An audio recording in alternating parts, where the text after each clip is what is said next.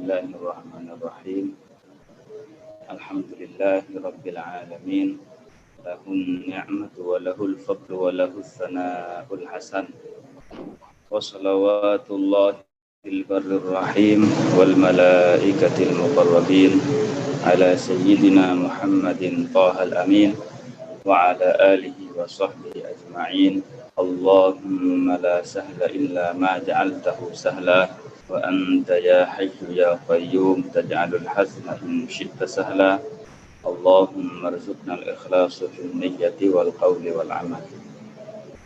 Alhamdulillah, kita puji syukur kepada Allah Subhanahu wa taala karena pada kesempatan kali ini Allah taala memberikan kita kenikmatan iman, Islam, kesehatan dan kesempatan sehingga bisa sama-sama mengikuti kajian pada waktu sahur ini dengan sehat walafiat, walaupun hanya melalui perantara Zoom. Semoga Allah Subhanahu wa taala memberikan keberkahan kepada kita, diberikan kesempurnaan dalam melaksanakan puasa Ramadan kali ini, mendapatkan rahmat Allah Subhanahu wa taala, ampunan Allah Subhanahu wa taala. Dalam Al-Qur'an Allah Subhanahu wa taala berfirman, wal mustaghfirina bil ashar. Dalam ayat ini Allah Subhanahu wa taala memuji orang-orang yang membaca istighfar, memuji orang-orang yang meminta ampun kepada Allah Subhanahu wa taala dalam waktu sahar, ketika waktu sahar, yaitu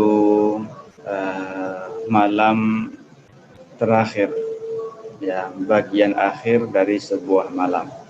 Karena bagian akhir dari sebuah malam itu merupakan waktu yang sangat istimewa, ya, merupakan waktu yang sangat istimewa. Oleh karena itu Syekh Abdullah Al-Harari beliau mengatakan waktu sahab waktul asrar, kata beliau. Waktu sahur ataupun waktu akhir dari sebuah malam merupakan waktu asrar, yaitu banyak rahasia di dalamnya, banyak keistimewaan di dalamnya. Makanya Allah Subhanahu wa taala dalam ayat yang tadi, wal mustaghfirina bil ashar, Allah Subhanahu wa taala memuji orang-orang yang meminta ampun kepada Allah Subhanahu wa taala dalam waktu sahar, yaitu waktu akhir dari sebuah malam. Dan alhamdulillah kita diberikan kesempatan oleh Allah Subhanahu wa taala pada kesempatan kali ini untuk sama-sama mengkaji ilmu agama dalam waktu sahar. Dan insyaallah, dan kita berdoa kepada Allah Subhanahu wa taala semoga terus diberikan keistiqomahan dalam mempelajari ilmu agama. Dan di pada waktu terakhir ataupun bagian akhir dari sebuah malam ini merupakan waktu yang istijabah. Oleh karena itu ketika Rasulullah Sallallahu Alaihi Wasallam ditanya ayyud du'ai asma', jadi doa apa yang lebih berpotensi untuk dikabulkan, beliau menjawab jauful lailil akhir, yaitu tengah malam bagian akhir, ya, tengah malam bagian akhir. Alhamdulillah, ya, kita diberikan kesempatan oleh Allah Subhanahu wa taala untuk menghidupkan bagian-bagian tersebut, terutama di bulan Ramadan yang penuh berkah ini. Baik, insyaallah yang akan kitab yang akan kita bacakan adalah kitab, ya, sebuah kitab yang menjelaskan tentang keyakinan Al-Imam Ahmad Ar-Rifai. ya, yang berjudul Ijabatud Da'i ila Bayani I'tiqadi Al-Imam Ar-Rifa'i. Al-Imam Ar-Rifa'i, ya, Al-Imam Ar-Rifa'i, beliau merupakan pendiri Thariqah Ar-Rifa'iyah. Ya, sebagaimana yang kita ketahui, beliau merupakan pendiri Thariqah Ar-Rifa'iyah dan beliau sangat memberikan perhatian terhadap ilmu tauhid, ilmu akidah. Oleh karena itu, salah satu perkataan beliau yang sangat terkenal adalah ghayatul ma'rifati billah al-iqanu biwujudihi ta'ala bila kaifin wala makan. Beliau mengatakan puncak dari mengenal Allah Subhanahu wa ta'ala adalah meyakini bahwa Allah Ta'ala ada tanpa disifati dengan sifat-sifat makhluk. Ya, Allah Ta'ala tidak disifati dengan sifat benda. Jadi Allah Subhanahu wa Ta'ala tidak disifati dengan benda, ya, tidak disifati dengan sifat-sifat benda, baik benda yang bisa dipegang oleh tangan seperti manusia, bebatuan, pohon dan yang lainnya, ataupun benda yang tidak bisa dipegang oleh tangan seperti cahaya, kegelapan, malaikat, jin dan yang lainnya. Jadi dan juga Allah Subhanahu wa Ta'ala tidak disifati dengan tempat, ya, karena tempat itu merupakan sifat sebuah benda. Bendalah yang pasti ada di sebuah tempat. Ya, sedangkan Allah Subhanahu wa Ta'ala bukanlah benda, oleh karena itu Allah tidak disifati dengan tempat. Ini salah satu perkataan beliau, Al-Imam As-Sayyid Ahmad Ar-Rifa'i. Dan insyaallah ke belakang kita akan gali lebih mendalam lagi tentang keyakinan Al-Imam Ahmad Ar-Rifa'i radhiyallahu anhu. Beliau, ya, Imam Ahmad Ar-Rifa'i hidupnya di Irak. Ya, beliau Al-Imam Ahmad Ar-Rifa'i hidupnya di Irak. Jadi beliau mengajar setiap hari di awal siang, ya, kemudian di akhir siang.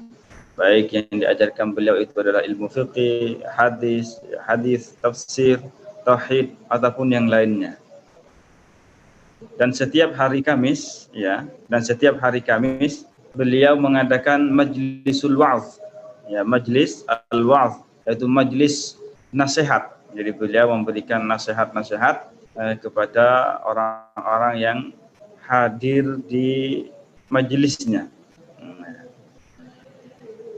Pada majelis tersebut, ya, pada majelis tersebut datang orang yang sangat banyak sekali, ya, yang datang sangat banyak sekali, dan bahkan orang-orang yang bertaubat ketika mendengarkan majelis wa'az yang beliau sampaikan sangat banyak sekali. Para pelaku dosa besar yang bertaubat kepada Allah Ta'ala di majelisnya sangat banyak sekali, ya, bahkan sampai dalam satu majelis itu sampai 40.000 orang. Nah, 40.000 orang yang bertaubat, ya, para pelaku dosa besar yang bertaubat kepada Allah Subhanahu wa Ta'ala. Jadi ini merupakan salah satu karamah beliau, ya. Jadi walaupun begitu banyak yang datang, semuanya bisa mendengar penjelasan Al-Imam Ahmad Ar-Rifa'i, ya, walaupun tanpa mikrofon, ya, walaupun tanpa Zoom juga, gitu ya. Kemudian yang perlu kita ketahui juga bahwa para ulama yang semasa dengan Al-Imam Ahmad Ar-Rifa'i, ya, mengatakan bahwa Al-Imam Ar-Rifa'i adalah ajallul awliya'i qadran. Ya, beliau merupakan orang wali yang paling tinggi derajatnya. Ya, beliau adalah orang yang paling tinggi derajatnya. Karena di samping beliau itu betul-betul menguasai ilmu agama, ya, betul-betul menguasai ilmu agama, dan beliau juga mempunyai keistimewaan yang lainnya. Ya. Dan perlu diketahui juga bahwa tasawuf, ya, beliau kan pendiri thariqah Rifa'iyah, ya, salah satu thariqah tasawuf. Ya, perlu diketahui bahwa tasawuf itu mabniyun 'alal kitab was sunnah, ya, didasarkan terhadap kitab yaitu Al-Qur'an dan juga as-sunnah yaitu hadis. Ya. Jadi yang namanya thariqah itu pasti, ya, berdasarkan kepada Al-Qur'an dan hadis. Ya, harus berdasarkan kepada Al-Qur'an dan hadis. Ya, sedangkan thariqah yang tidak ada kaitannya dengan Al-Qur'an dan hadis atau bertentangan dengan hadis, Al-Qur'an dan hadis, maka itu adalah thariqah yang tidak benar. Ya. Makanya mutasawwifah, orang-orang yang menisbatkan diri kepada tasawuf itu terbagi menjadi dua. Ya. Ada mutasawwifah shadiqin, yaitu orang-orang ahli tasawuf yang betul, begitu ya, yang betul-betul ahli tasawuf, berilmu, beramal. Berilmu dan beramal. Dan juga yang kedua ada jahalatul mutasawwifah, yaitu orang-orang yang bodoh dari kalangan ahli tasawuf, ya.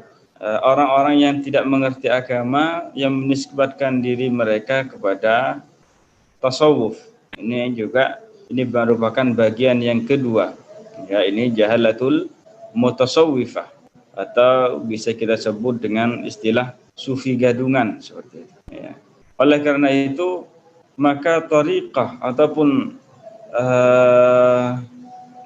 thariqah para sufi yang benar, yang sejati, mereka itu didasarkan, ya, kepada Al-Qur'an dan juga kepada hadis Rasulullah Sallallahu Alaihi Wasallam. Ya, tidak hanya sekedar wirid, begitu ya, yang bahkan sebagian orang yang menisbatkan diri mereka kepada tasawuf, ya, wiridnya itu bertentangan dengan hukum Islam. Ya, wiridnya terkadang bertentangan dengan Al-Qur'an, bertentangan dengan hadis. Ya, karena kita dalam berdoa kepada Allah Subhanahu wa taala juga membutuhkan ilmu. Ya, juga membutuhkan ilmu. Oleh karena itu Al-Imam Al-Junaid Al-Baghdadi beliau mengatakan, tariquna hadza mabbutun bil kitab was sunnah.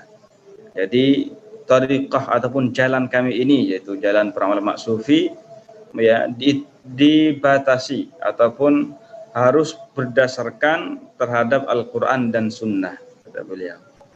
Idzit tariqu ila Allah ta'ala masdud ala khalqihi illa ala al-muqtafina athar Rasulullah sallallahu alaihi wasallam.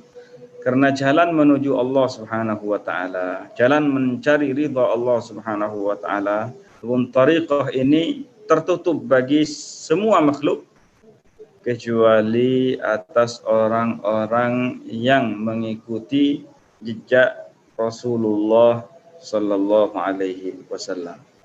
Ya, oleh karena itu maka thariqah tasawuf itu harus didasarkan kepada ilmu, ya, harus didasarkan kepada ilmu. Nah, sedangkan orang-orang yang menisbatkan diri mereka kepada tasawuf kemudian tidak didasari dengan ilmu, maka bisa jadi nanti akan terjatuh dalam kubangan kesesatan. Ya. Oleh karena itu kita banyak mendapati orang yang menisbatkan diri mereka kepada tasawuf, ya, meyakini keyakinan hulul, yaitu meyakini bahwa Allah Subhanahu wa taala menyatu dengan manusia, atau meyakini keyakinan wahdatul wujud, keyakinan yang menyatakan bahwa Allah Subhanahu wa taala itu adalah alam, dan alam itu adalah Allah Subhanahu wa taala, satu kesatuan yang tidak bisa dipisahkan. Betapa banyak orang yang terjatuh dalam keyakinan seperti ini yang menisbatkan diri mereka kepada tasawuf. Hal itu kenapa? Hal tersebut dikarenakan mereka tidak membentengi mereka dengan ilmu agama. Ya, tidak membentengi mereka dengan ilmu agama. Ya. Padahal dua keyakinan ini, kata para ulama, merupakan salah satu dari kekufuran yang paling parah di situ. Ya, merupakan kekufuran, salah satu dari kekufuran yang paling parah. Oleh karena itu Al-Imam Ahmad Ar-Rifai, beliau mengomentari tentang Al-Hallaj. Ya, beliau mengatakan, "Lau kana 'alal haqqi ma qala anal haqq." Kata beliau, seandainya Al-Hallaj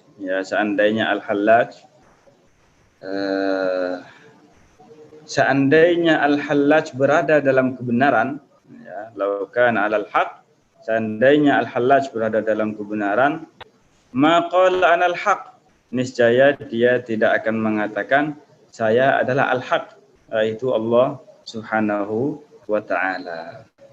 Ya. Makanya di sini juga Al-Imam Ibnu Arabi beliau mengatakan, ya, man qala bil hulul fadinuhu ma'lul wa ma qala bil ittihadi illa ahlul ilhad. Barang siapa yang mengatakan keyakinan hulul ataupun meyakini keyakinan hulul, fadinuhu ma'lul, maka agamanya akan rusak. Wa ma qala bil ittihadi illa ahlul ilhad, dan tidak ada yang meyakini keyakinan wahdatul wujud, ya, kecuali orang-orang yang sesat. Makanya Kiai Hashim Asy'ari, ya, dalam kitabnya Risalah Ahli Sunnah wal Jamaah, beliau membantah, ya, secara panjang lebar terhadap keyakinan hulul dan wahdatul wujud. Dan beliau mengatakan, saya memperpanjang bantahan terhadap keyakinan ini, ya, dikarenakan sangat berbahaya. Dikarenakan keyakinan ini sangat berbahaya.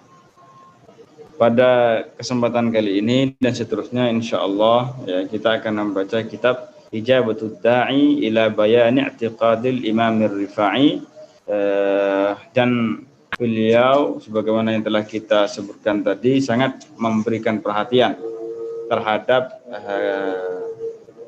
terhadap keyakinan Ahlus Sunnah wal Jamaah, ya, sehingga kita dapati orang-orang yang menisbatkan diri mereka kepada Thariqah Rifaiyah ataupun orang-orang yang ikut Thariqah Rifaiyah, ya,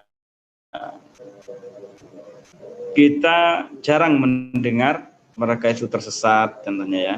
Jarang kita mendengar mereka itu melakukan ataupun meyakini hal-hal yang bertentangan dengan keyakinan Rasulullah Shallallahu Alaihi Wasallam. Kenapa seperti itu? Karena memang dari Imam Ahmad Ar-Rifai sendiri yang memberikan perhatian terhadap akidah ini, ya, terhadap para murid-muridnya. Demikian juga murid-muridnya memberikan perhatian yang sangat besar terhadap keyakinan Ahlus Sunnah wal Jamaah dan mengajari murid-muridnya, sehingga penyimpangan dalam masalah akidah sangatlah sedikit sekali dalam Thariqah Ar-Rifaiyah. Berbeda halnya dengan beberapa thariqah yang lainnya. Ya, terkadang mereka itu Memang betul pendirinya adalah dari kalangan Ahlus Sunnah wal Jamaah, tetapi kemudian ada di beberapa pengikutnya yang menyimpang, ya, menyeleweng dari ajaran Ahlus Sunnah wal Jamaah. Insya Allah, ya, kita pada kesempatan kali ini hanya sekedar baca muqaddimah, ya, kemudian kita lanjutkan besok malam. Nah, Ustadz Rizky, silakan dibaca. Silakan dibuka halaman 48. Ya, 48 bagi yang sudah mempunyai kitab Ijabatud Da'i.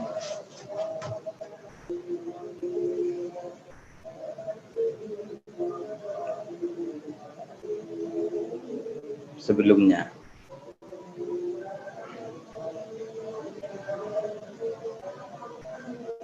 Nah, ini saja yang kita baca insyaallah malam ini. Nah, at-tauhidu ihmadillah wa salli ala rasul sallallahu alaihi wasallam wabda lillahi ta'ala.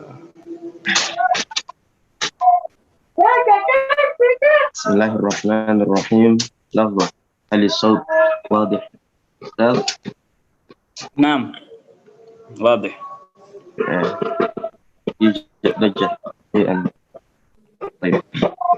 Bismillahirrahmanirrahim. Alhamdulillahi rabbil alamin wassalatu wassalamu ala sayyidina Muhammadin wa ala alihi wa sahbihi wa barik wa sallim ajma'in. Uzakirukum wa nafsi bi ikhlasin niyyah lillahi tabaraka wa ta'ala. Qala al-muallif rahimahullah at-tauhid alladhi awdahahu asy-syaikh al-kabir wa wassa bihi al-murid ay yafhamahu. Qala syekhuna wa mafza'una as-sayyid Ahmad ar-Rifa'i radhiyallahu anhu ala kursiyyihi fi ummi Ubaidah يوم الجمعة سنة 70 و500 وقد أحدق به أصحابه وأئمة العصر رضوان الله عليهم أجمعين. طريقي عقيدة طاهرة وسريرة عامرة والإقبال على الله لوجه الله بترك مطامع الدنيا والآخرة. فلما أتم مجلسه المبارك قال له الشيخ يعقوب بن كراز: سيدي لو كتبت لنا كتابا في العقيدة يعول عليه أيضا مريد بعد. فأجابه وأمر بالدوات والقرطاس وقال: اكتبوا. طيب. Bismillah, alhamdulillah, wassallallahu wasallam ala rasulillah. Jadi risalah ini kita mengambilnya atau belajarnya dari Syekh Dr. Kamalul Hud, dan beliau membaca risalah ini kepada Syekh Abdullah Al-Halari ketika berada di Maghrib, yaitu ketika berada di Maroko.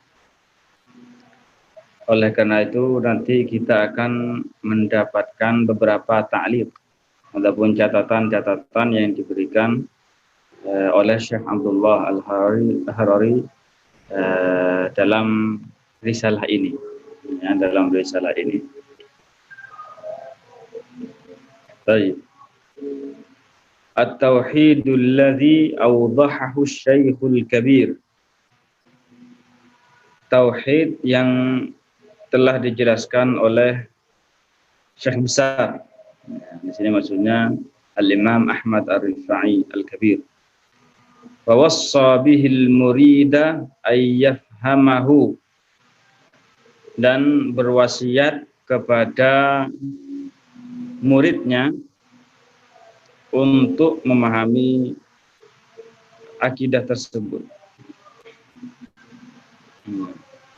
Qala syekhuna, ya, guru kita yaitu Syekh Ahmad Ar-Rifa'i Al-Kabir berkata, wa mafza'una, dan juga tempat berlindung bagi kita, As-Sayyidu Ahmadu Ar-Rifa'i, yaitu As-Sayyid Ahmad Ar-Rifa'i radhiyallahu anhu, semoga Allah taala meridainya. Beliau mengatakan ala kursiyihi, ya di kursinya, fi Ummi Abidah, ya, di Ummi Abidah, sebuah daerah yang namanya Ummi Abidah, yaumal Jum'ah, pada hari Jumat, sanata sab'ina wa khamsimi'ah, yaitu pada tahun 570, ya 570 Hijriah. Wa qad ahdaqa bihi ashabuhu wa a'immatul asri ridwanullahi alaihim ajma'in. Ya. Dan Al-Imam Ahmad Ar-Rifa'i menjadi pusat perhatian, ini maksudnya, menjadi pusat perhatian para murid-muridnya dan juga para imam, ya, yang para ulama yang hidup semasa dengan beliau. Semoga Allah taala meridai mereka semua. Ini perkataan beliau. Tariqi aqidatun qahirah. Jalanku merupakan akidah yang suci.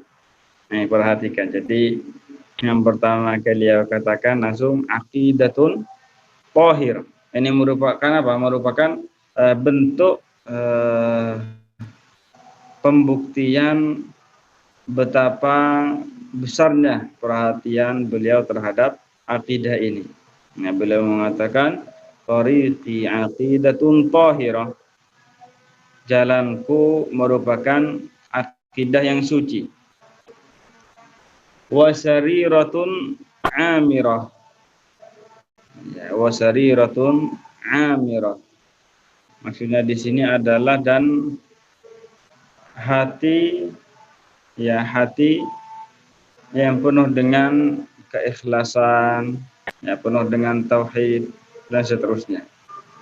Ini makna daripada perkataan ini. Wal iqbalu 'ala Allah liwajhillah, ya, dan beribadah kepada Allah Subhanahu wa taala karena Allah. Jadi ikhlas dalam melaksanakan ibadah kepada Allah Subhanahu wa taala.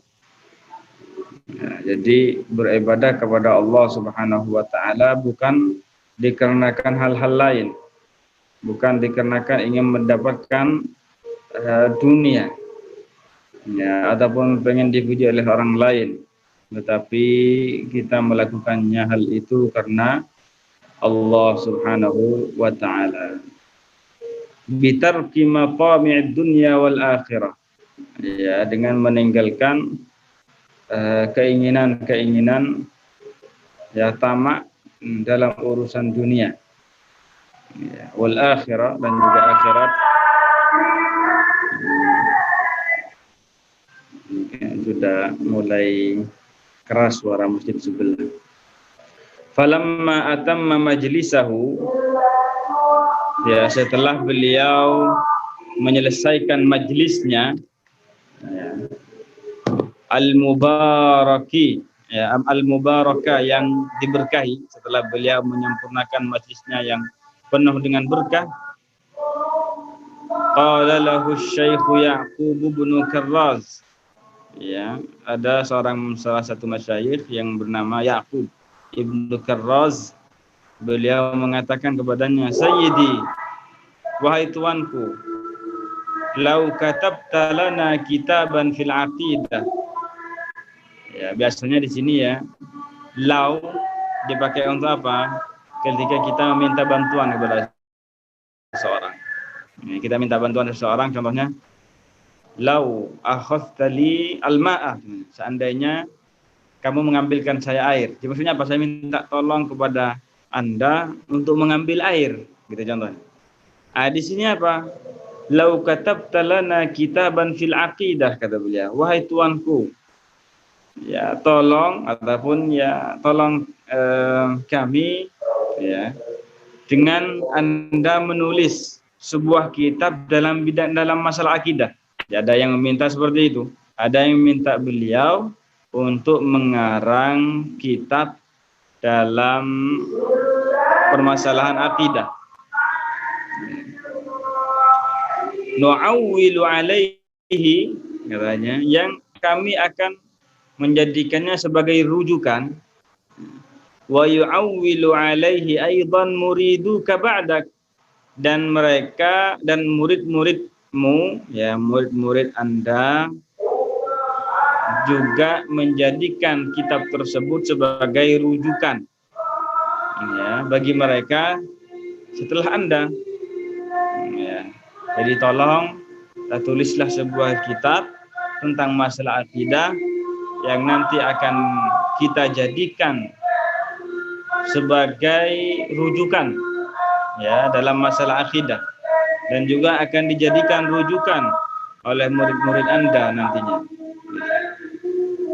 Fa'ajabahu, kemudian beliau memenuhi permintaan tersebut. Wa amara bid-dawati, ya, wa amara bid-dawati wal qirtas, dan beliau memerintahkan untuk menyiapkan bolpen dan kertas, begitulah ya. Jadi menyiapkan bolpen, alat tulis dan kertas. Wa qala ktubu, dan beliau mengatakan tulislah berikut ini. Ya, baru beliau mengatakan bismillahirrahmanirrahim. Alhamdulillahil mubdi'il mu'id ila akhirih. Insyaallah penjelasan tentang kitab ini, ya, selanjutnya kita lanjutkan besok malam insyaallah taala.